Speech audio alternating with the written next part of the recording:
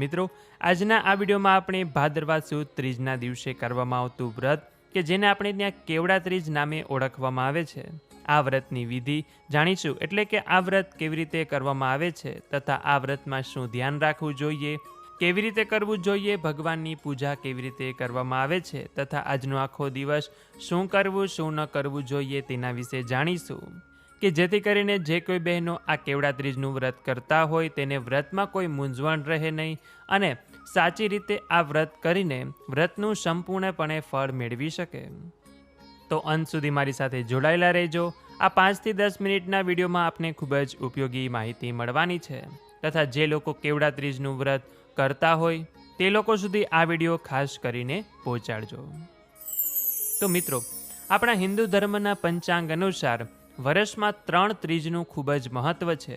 એક તો વૈશાખ મહિનાની ત્રીજ કે જે અખા ત્રીજ છે, બીજી શ્રાવણ મહિનાની ત્રીજ કે જે દિવસે ફૂલકાજળીનું વ્રત કરાય છે, હરિયાળી ત્રીજ કરાય છે, અને ત્રીજી એટલે કે આ ભાદરવા મહિનાની સુદ પક્ષની ત્રીજ કે જે આપણે ત્યાં કેવડા ત્રીજના નામથી ઓળખાય છે અને ગુજરાતની બહાર આ વ્રત હરતાલિકા ત્રીજ તરીકે ઓળખાય છે.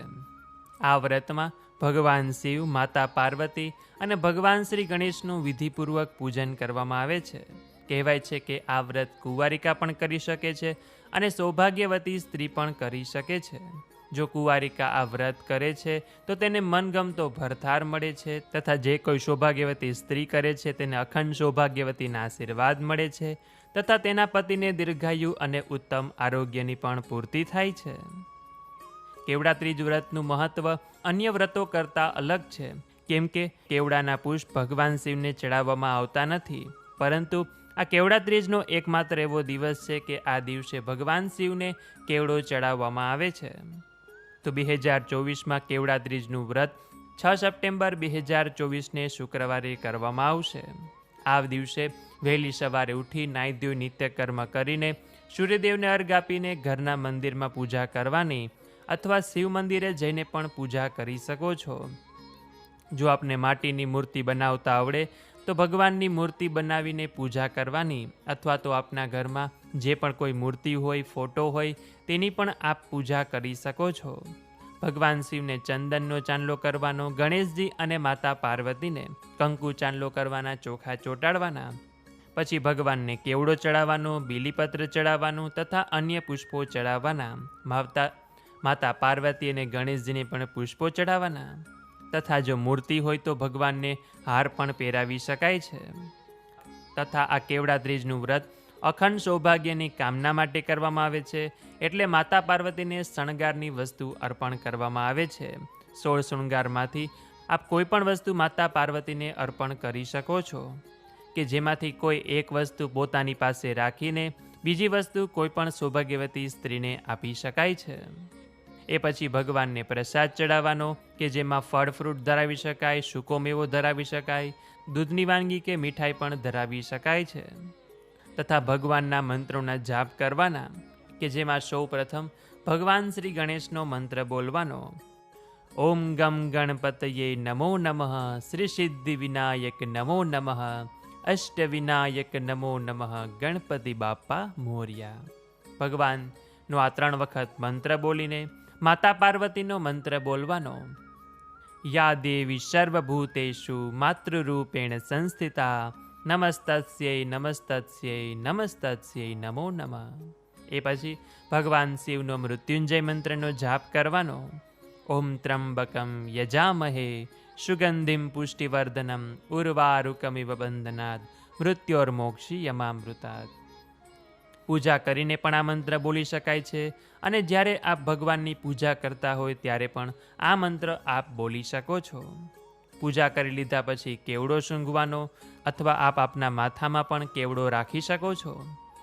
આજના દિવસે શક્ય હોય તો ઉપવાસ કરવો, ઉપવાસ ન થાય તો એકટાણું પણ કરી શકાય છે, પરંતુ આજના દિવસે મીઠા વગરનું ભોજન એટલે કે નમક વગરનું ભોજન લેવામાં આવે છે. આ વ્રત 16 વર્ષ સુધી કરવામાં આવે છે અથવા તો આપનાથી જ્યાં સુધી થઈ શકે ત્યાં સુધી પણ આ કેવડા ત્રીજનું વ્રત કરી શકાય છે.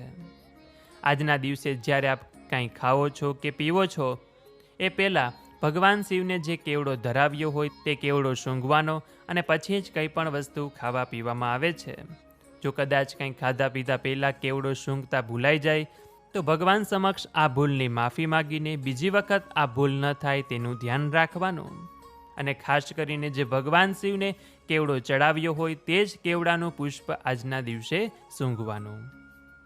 આ પૂજા સવારે પણ કરી શકાય છે અથવા તો સાંજે પ્રદોષકાળમાં પણ આપ આ પૂજા કરી શકો છો. જો સવારે પૂજા કરી લીધી હોય તો સાંજે માત્ર ભગવાન સમક્ષ દીવો અગરબત્તી કરવાના અને ભગવાનની આરતી કરવાની. જે કોઈ સ્ત્રી, જે કોઈ કુંવારિકા શ્રદ્ધા ભાવપૂર્વક આ કેવડા ત્રીજનું વ્રત ધારણ કરે છે તેને વ્રતનું ફળ અવશ્ય મળે છે. ભગવાન શ્રી કૃષ્ણે પણ કહ્યું છે કે જ્યારે આપણે કોઈ પણ કાર્ય, કોઈ પણ વ્રત સાચા મનથી, સાચા ભાવથી કરીએ તો વ્રતનું ફળ અવશ્ય મળે, પરંતુ ક્યારેય ફળની આશા નહીં રાખવાની. સાચા મનથી, શ્રદ્ધા ભાવથી હંમેશા કોઈ પણ કાર્ય કરવાનું. તો એવી જ રીતે જો આપણે કેવડા ત્રીજનું વ્રત કરવામાં આવશે તો તેનું પણ પુણ્ય ફળ મળશે. તથા કેવડા ત્રીજના બીજા દિવસે ગણેશ ચતુર્થી આવે છે કે જે દિવસે પણ ભગવાન શ્રી ગણેશનું પૂજન કરવામાં આવે છે, કે જેમાં ભગવાન શ્રી ગણેશની જો મૂર્તિને આપણે સ્થાપના કરી હોય તો 1, 3, 5, 7, 9 કે પછી 11 દિવસ સુધી તેમનું પૂજન કરવામાં આવે છે. અને એના પછી સામા પાંચમ ઋષિ પંચમીનું પણ વ્રત કરવામાં આવે છે, કે જે પણ વ્રત બહેનોએ કરવાનું હોય છે કે જે રજસ્વલા ધર્મમાં આવતા હોય. તો આ સામા પાંચમનું વ્રત કેવી રીતે કરવું, શું કરવું, શું ન કરવું, શું ખાવું, શું ન ખાવું તથા શું ધ્યાન રાખવું તેનો પણ એક અલગથી વિડીયો બનાવેલો છે. તો આપ તે વિડીયો પણ જોઈ શકો છો, કે જેથી કરીને જો આપ પણ સામા પાંચમનું વ્રત કરતા હોય તો તે વ્રતની સાચી વિધિ શું છે તથા જો કોઈ આ ભૂલ કરતા હોય તો તે આ વર્ષે ભૂલ ન કરો તેની આપને જાણ થાય. તો હવેના નેક્સ્ટ વિડીયોમાં આપણે કેવડા ત્રીજની વ્રત કથા સાંભળીશું. તો તે વિડીયો પણ આપ અમારી સાથે નિહાળજો, જોજો, કેમ કે કોઈ પણ વ્રત તેની વ્રત કથા વગર, તેની વાર્તા વગર અધૂરું છે. તો આ વિડીયોમાંથી જો ઉપયોગી માહિતી મળી હોય તો આ વિડીયોને એક લાઇક કરજો, તમારા મિત્રોને મોકલજો. અમારી ચેનલમાં નવા હોય તો સબસ્ક્રાઇબ કરવાનું ભૂલતા નહીં, કે જેથી કરીને આવા જ અવનવા વિડીયો આપ સૌ લોકોને મળતા રહે. તો આ સાથે હવે મને રજા આપો, મળીશું ફરીથી એક નવા વિડીયોમાં. ત્યાં સુધી આપ સૌ લોકોને અમારી ચેનલના જય શ્રી કૃષ્ણ, હર હર મહાદેવ. મારી સાથે જોડાઈ રહેવા બદલ આપ સૌ લોકોનો ખૂબ ખૂબ આભાર.